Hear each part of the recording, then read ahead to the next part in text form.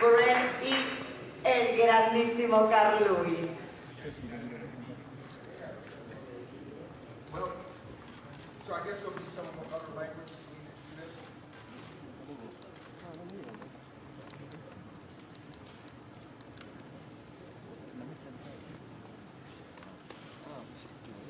Are you good?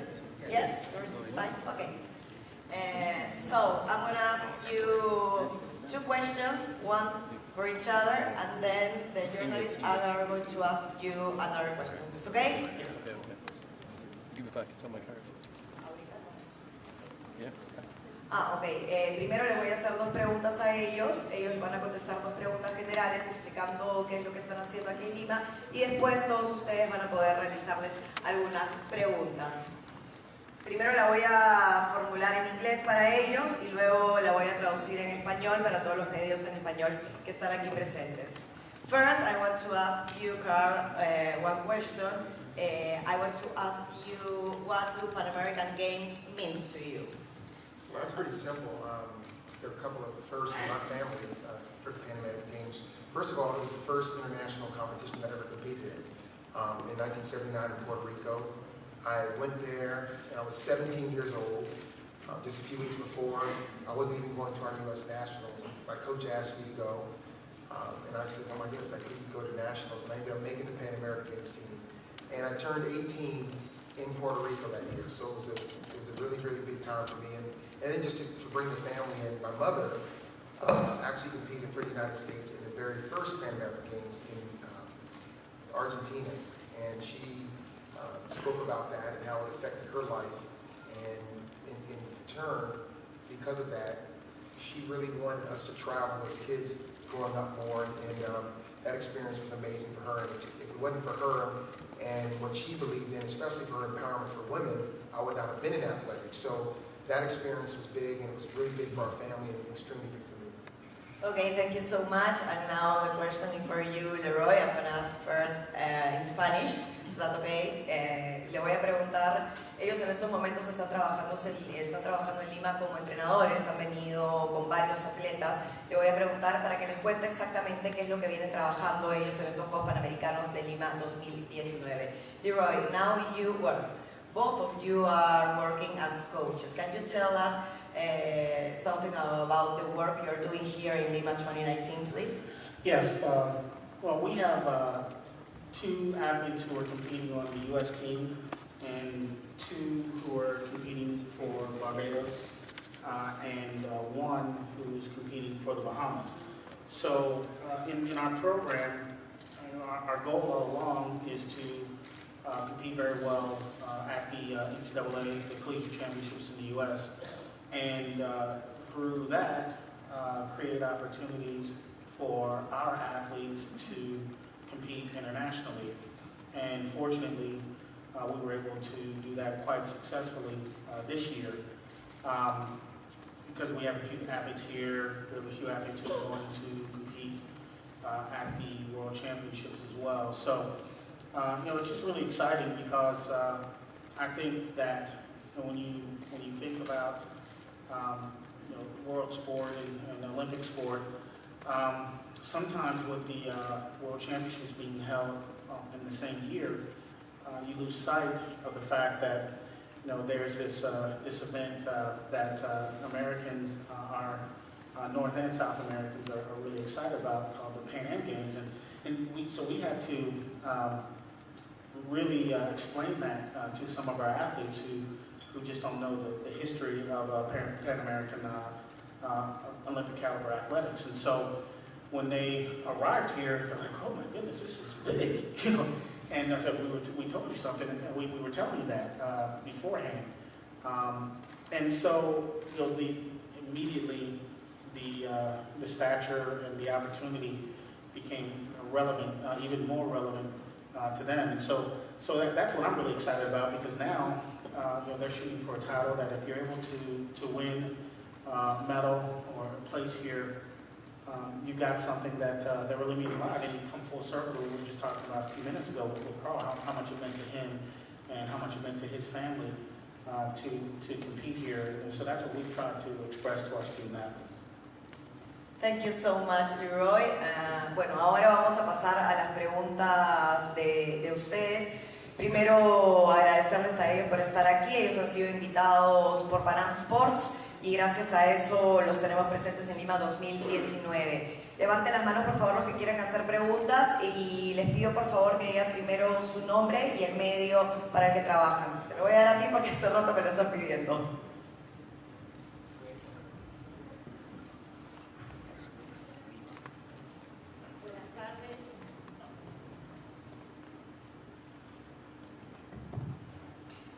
Buenas tardes, Diana Arenas, Conexión Deportes.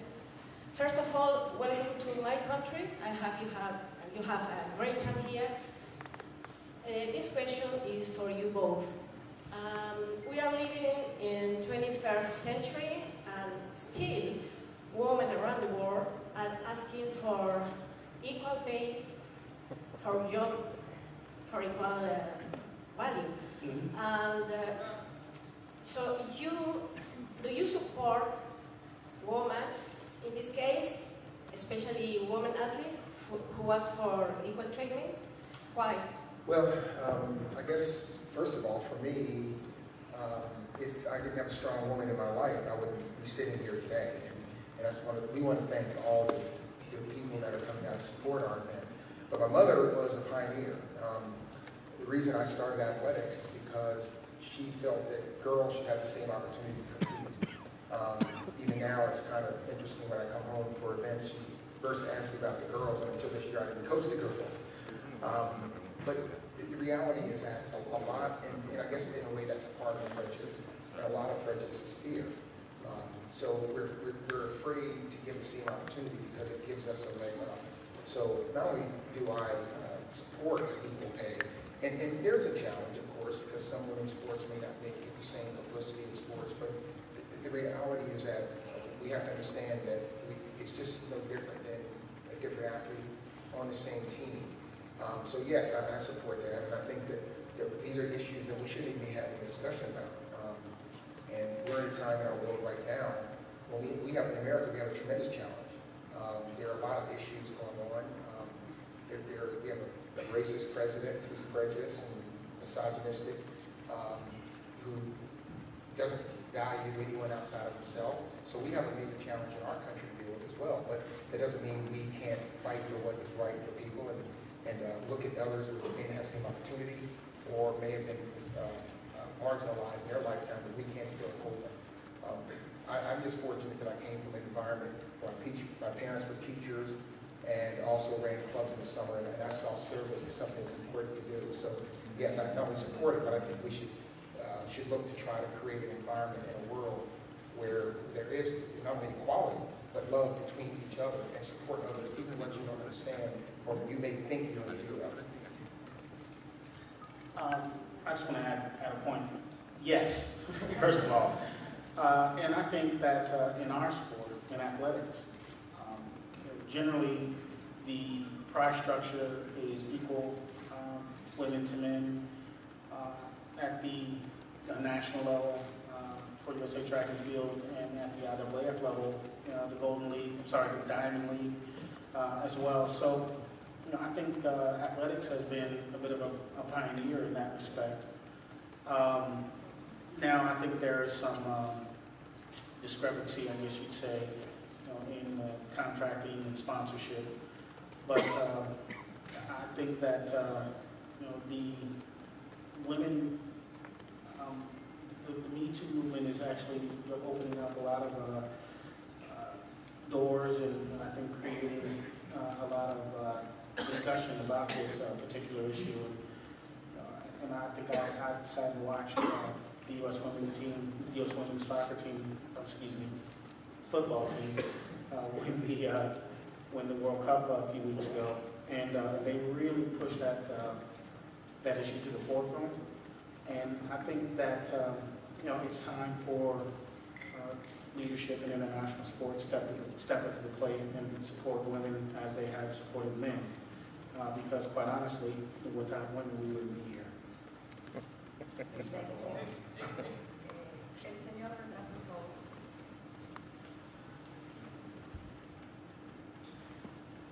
Recuerden por favor que es solamente una pregunta que pueden formular cada uno para hacerlo un poco más dinámico.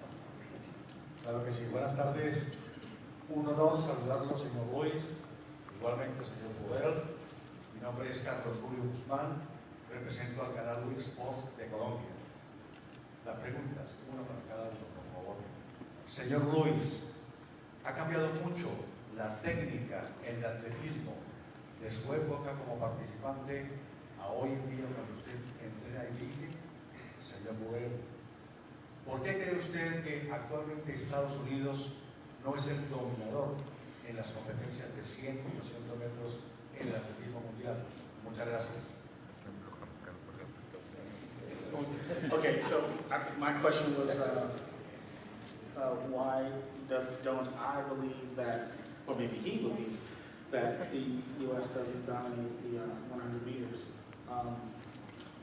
I think that you might have a little bit of reflection back to what was going on a couple of years ago, but last time I noticed, I think Christian Coleman's ranked #1 in the world right now, was last year, and has run the fastest time in the world. I think the U.S. currently occupies #1 and #2 time in 100 meters, as well as the 200 meters, and the 400 meters, and the 400 hurdles, and the 400 meter relay. So, I think that there was a time. Well, first of all, let me put it this way: I think the athletics in general is more competitive, especially in the sprints. But at the same time, there is a lot of depth, and the U.S. happens to have quite a bit of depth. And I think that we went through a period where obviously Jamaican and Caribbean was quite dominant in the sport, and that just happens to be because we have gentlemen in the same boat who have numbered a couple of world records in that time frame. But things like this kind of go in equilibrium. There's always a little balance to this, so sometimes one country, one area may go up, and another area may go down, and things kind of fall into balance there. And I think we're just kind of going through a little bit of a change where things are swinging back the other way. But what's really exciting to me is you're seeing the emergence of South American and Brazilian sprinting is improving. African sprinting is improving. South Africa has quite a few athletes that are performing very well. We're even seeing great performances from Asians, Chinese and Japanese. And I just think that everyone seems to expect the U.S. is supposed to be the best. Well, we've had a great history, but I think we've also had a great advantage. And I think the things are being normalized a bit and equalized a bit, and you're going to see dominant sprinters come from all over the place. Yeah, I just want to add to that. 95% of the world lives outside of the United States. And with the advent of internet, television, social media, access, people are going to be better. I always believed that I was the fastest man in the world that everybody knew. And so someone was over there faster than me looking at TV. I wish I could beat him, but he didn't have the same access. So I think that it's so much better for sport. I've never been to Peru. I'm in Peru because of sports. And without question, it's going to have a profound impact on this community. And young athletes that watch people on TV, even if they're not from their country, they watch people, I want to be like that. And they're going to see people in the stands. They're going to be in the stores, in the community. So yeah, and I agree totally with Leroy that it ebbs and flows. But it's a good thing. It's a good thing. We should not, as the United States, we should not expect to always be the best in the events that we're in. We should fight for it, and other people should feel like they have an opportunity too.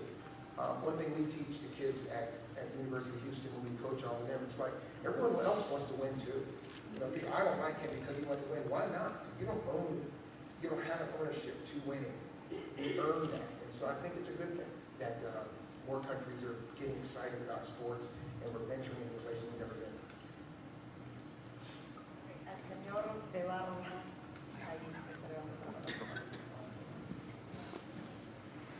That's easy to find him.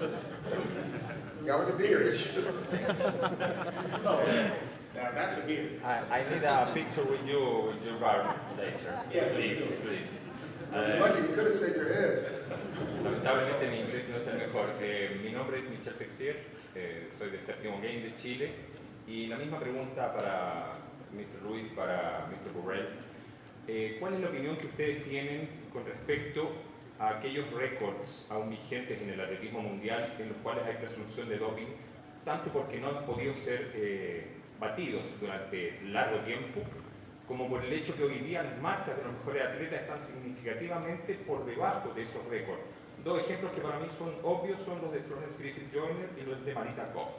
Entonces yo quisiera saber cuál es su opinión y si están de acuerdo con que en situaciones como esa debiese reescribirse la tabla mundial de récords. You go first. I'll get there, but I'll let you. I think if you're involved in sport, you have to worry about what's happening in the immediate.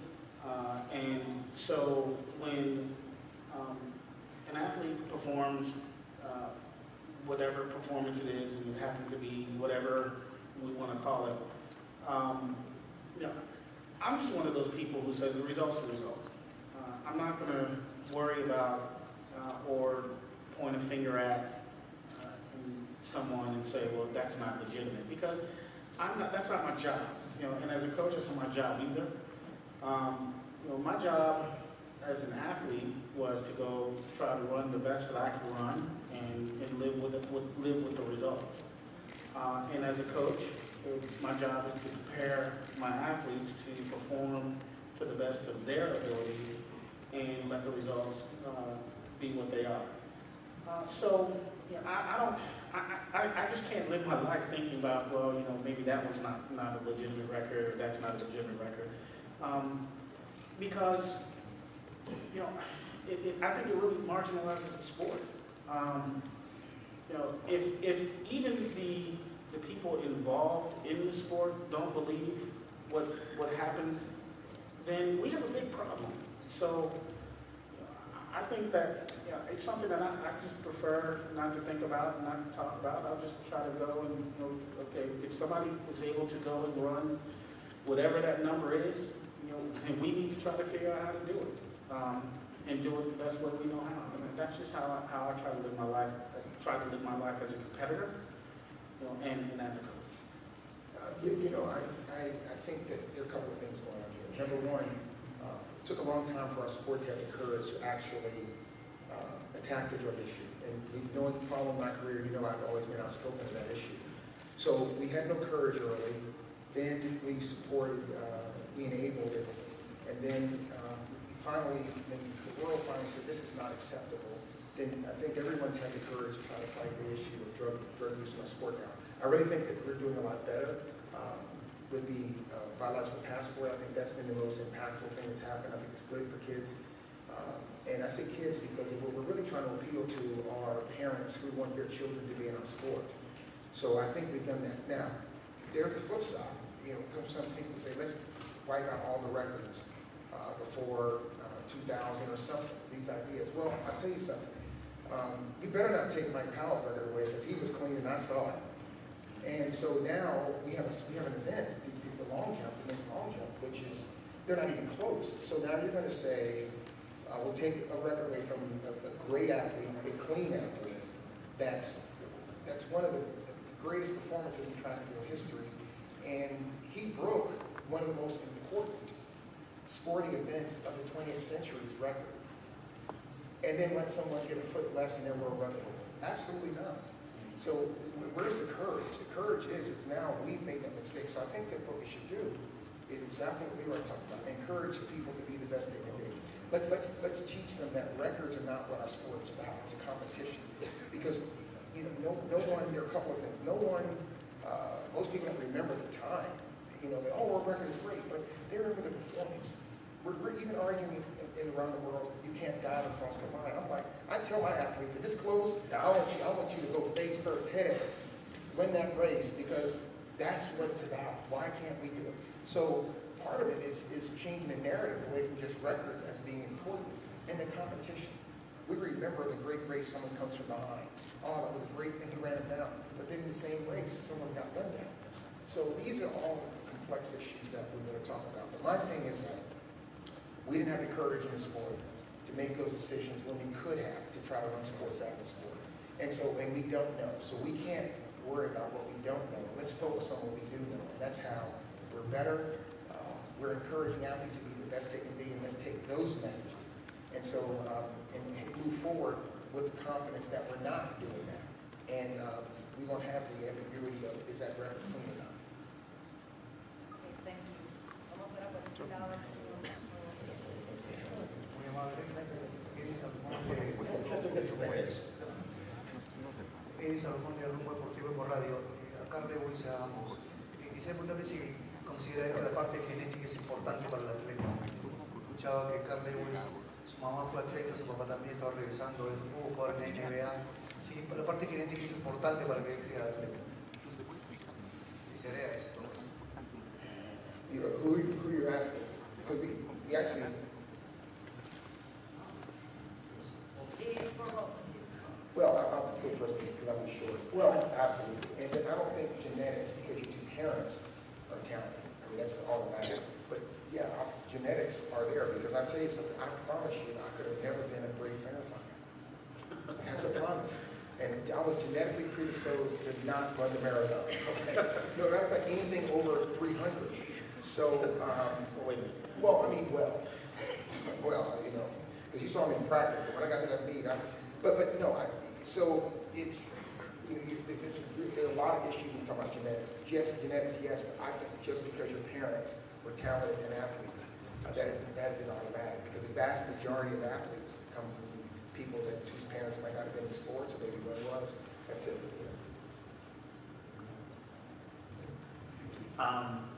Yeah, I believe genetics are important and a part of it. You know, I'll put it like this. You know,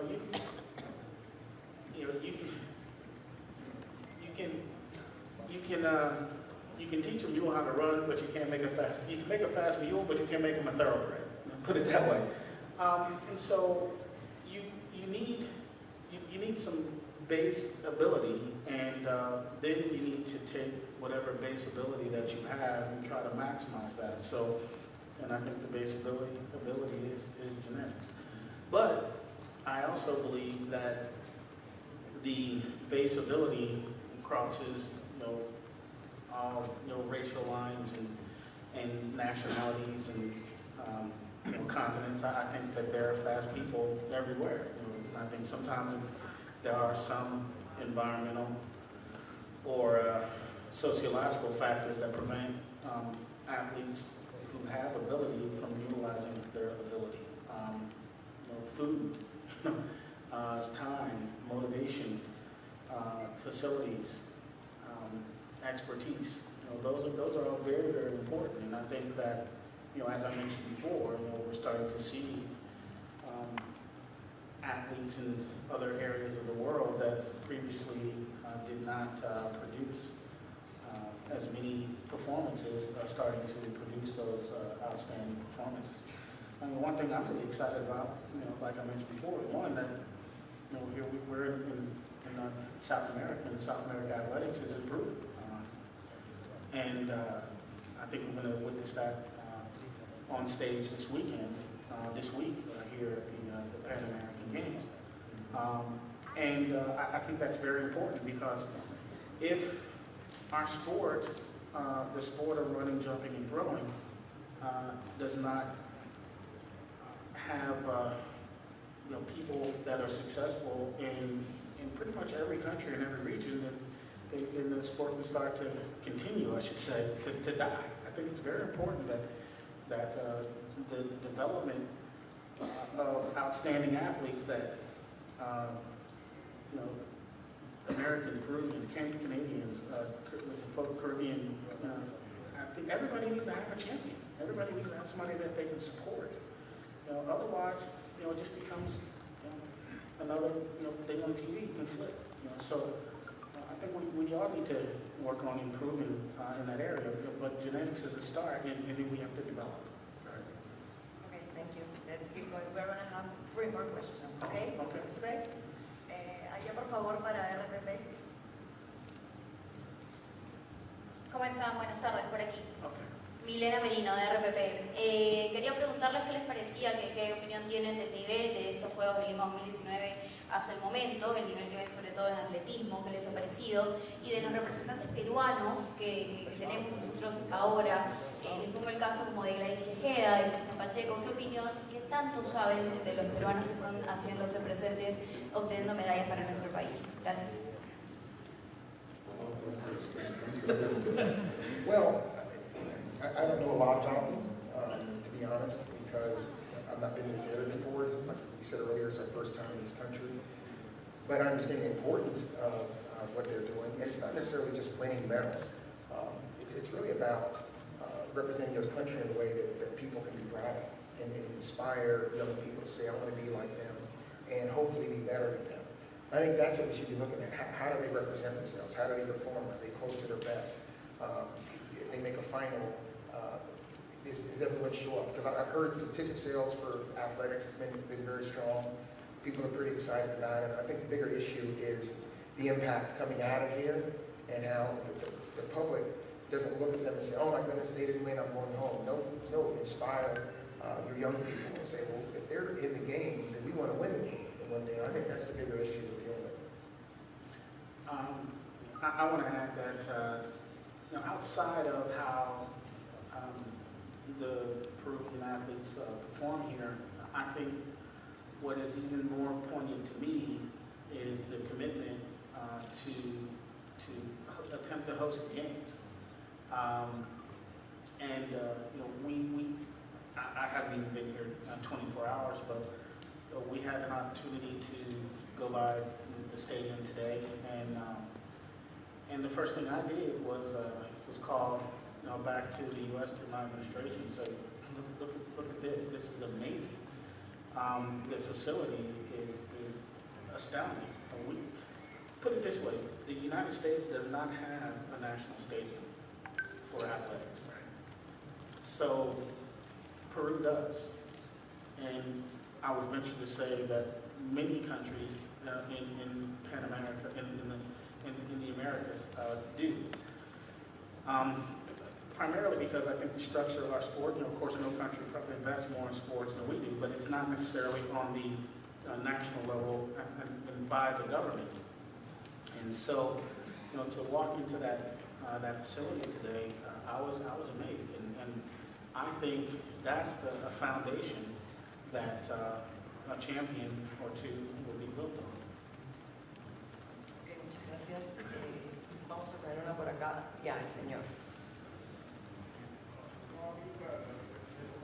Please wait for the microphone. Okay.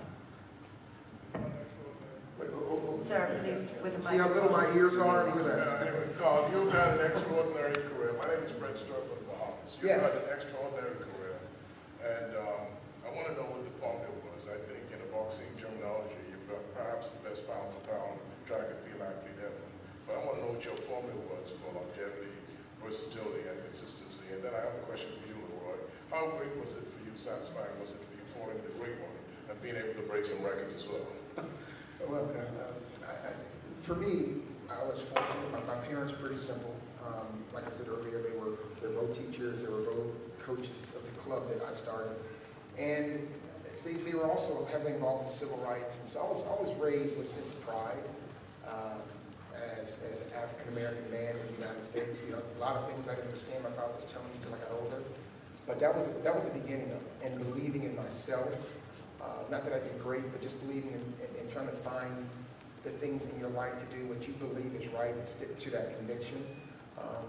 So by the time I got up into sports, I had a pretty clear idea of what I wanted out of college. I just had no idea where I wanted to go. So I picked the University of Houston.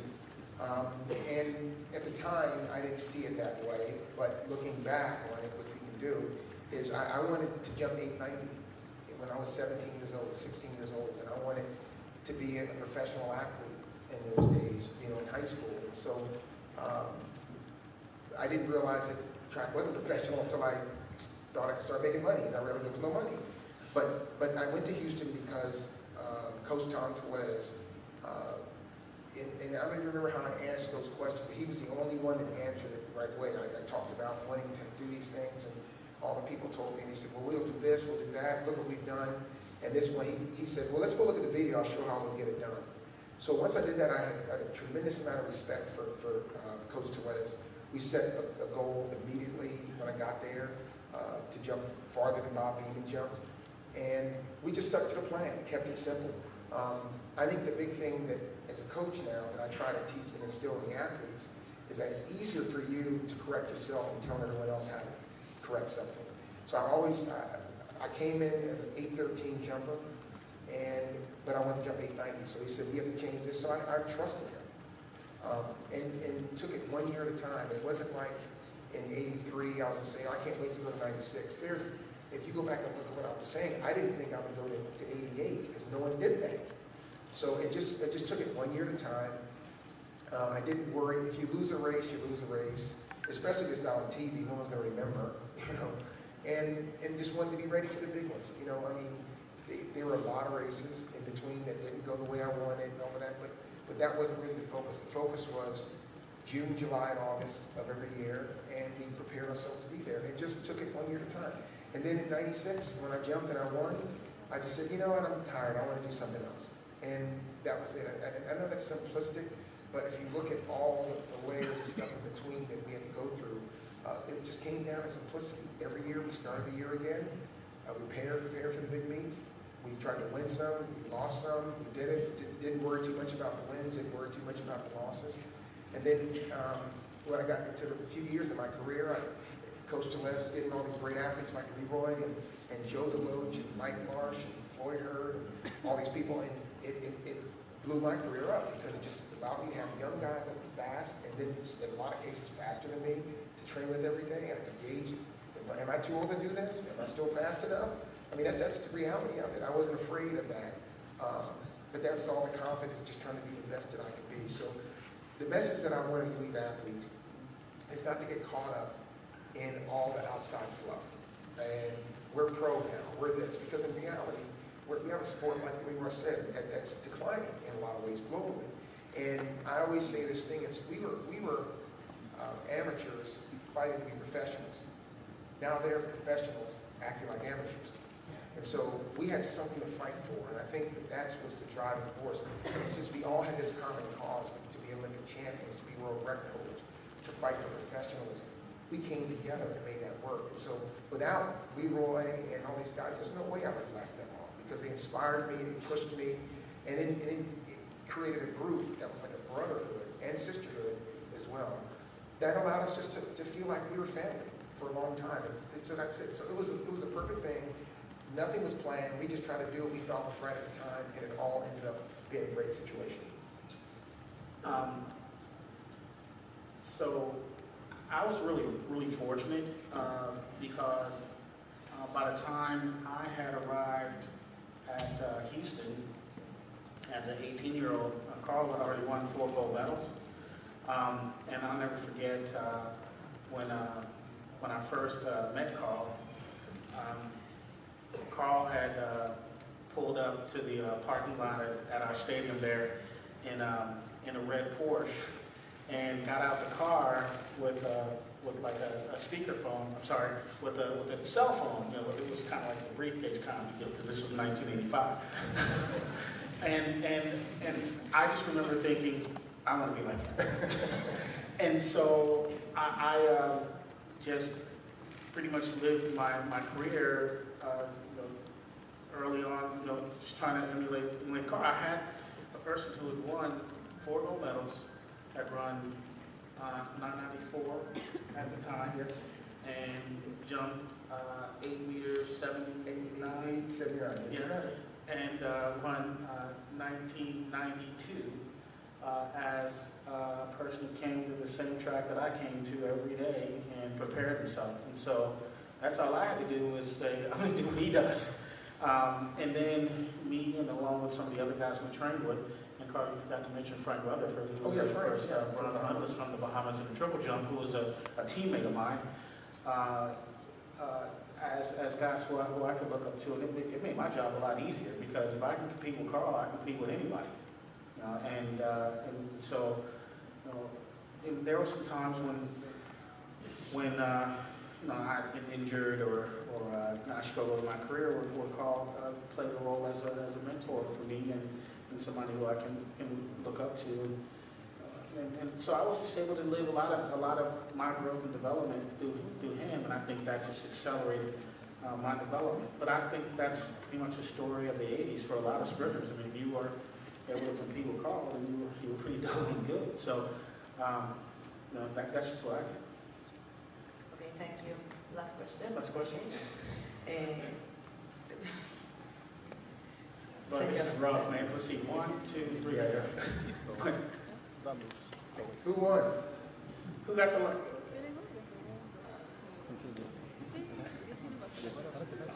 El señor con el chaleco. One more. Yeah, one more question. Carl, we know that you were a sprinter. Can you tell us about your life now? Are you still running just for fun? And also, what is a reward for being an athlete? What's the reward of being? Did he say run for fun? What's the you said what's the reward of being an athlete?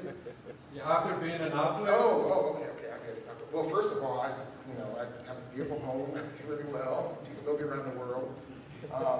So yeah, it was good. I've worked hard in my 20s, and I'm living in my 50s. But I think the biggest thing, honestly, of all of that is I do all kinds of exercise. Now, I don't run at all because I can't really run much farther than I can hold my breath, so that's not very far. But I like to cycle. I live in town, Houston. I did a whole bunch of different things, different exercise. I even did aerial silks and trapeze, and sometimes I do things with the athletes. I love stadium steps. So I do something to the athlete. Right now, our lives are so busy that just being around them keeps us active. The thing is that I just try to live each year as it came, with planning in the future so that I can prepare it, but just living it as it came. I started coaching in Houston when I was 52 years old, and just like Leroy, I think, would say, probably a year before we did, neither of us ever thought we would be doing this. But you keep running away, but it keeps bringing you back, and I think that's the best part about it. I'm really having fun now. First couple of years we got together, I was figuring it out because I hadn't done anything like that. And then we were building a team we wanted to. And now it's great. We're good, and we're having fun. We're doing events. He coaches the hurdlers and 400-meter runners. We got guys on teams there. I coach the sprinters. We work with the jumpers. So now it's a really good thing. And on top of that, they're graduating from the university. That's what we're really proud about. We've been able to convince our athletes that it's not just enough to go out and run athletics. College isn't just a stepping board. College is a part of your life's process. And we're proud that all the guys and ladies have stayed there 4 years and they're getting their degrees. They're trying to take advantage of the entire aspect of their life, not just the part they want to, but the entire part. Because we always say, there are probably 100 things, and I think all of you can relate to this, 100 things you have to do every day you don't want to do. And I say start with getting up. And the sooner they learn that, the more successful they'll be in life. So I exercise to keep it down. We want to stay healthy. My mother will be 90 years old in October, and her mother was 96, and I want to live to be 100. So I got to do something. I slide a little something in here once in a while, but the bottom line is that I'm really enjoying my life at this stage because it's something I earned. People around me help me achieve it, and people get things to keep me inspired and a reason to get up every day. Ok, a continuación lo primero que les quiero pedir, por favor, es que los fotógrafos se queden en su sitio. Vamos a hacer primero grabaciones, vamos a permitir que las cámaras que están atrás puedan filmar y después va a ser la oportunidad de los fotógrafos para tomar las respectivas fotos. ¿Está bien? Where are we going for that? We're staying right here. Okay, I'm going to ask you guys a favor. Okay. I want to know if you can stand just like in this picture. Yes, here, please. There? Yes, just right here, You can't please. see it. Okay, I get it. Okay, the picture on the screen. That picture's here? Yeah. Yes, Oh, just like this picture. oh, okay, it's here. Okay, let's go. Up here. Oh, it's up there. Yeah, it's there too.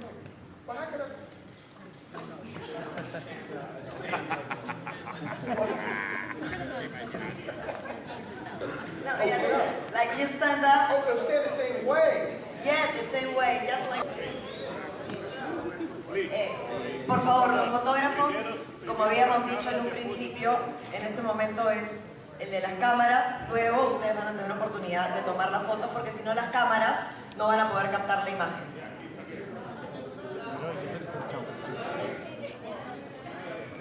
Señores, por favor, los celulares también bájenlos. Queremos permitir que las cámaras que están atrás puedan grabar. Los fotógrafos van a poder tomar fotos también. Solamente les pido un segundo para que los de atrás también puedan hacer su trabajo.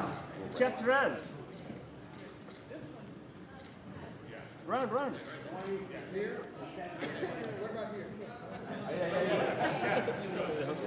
Whatever you want. Yeah, yeah.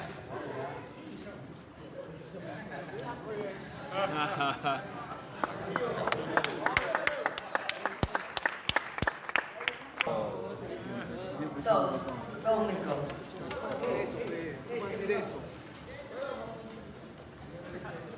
¿Quién es el presidente del comité organizador?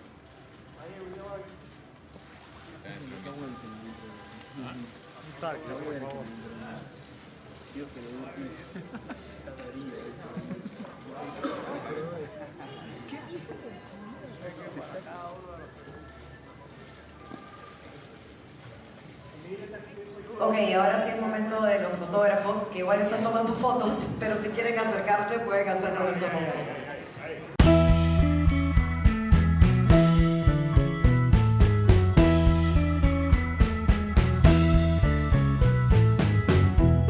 Uno, dos,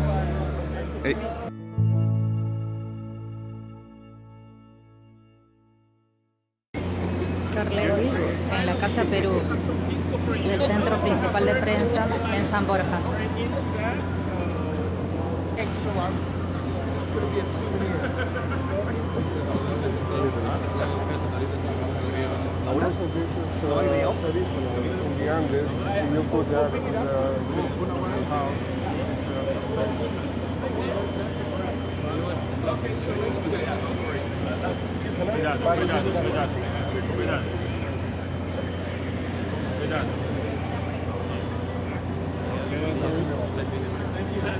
Bueno,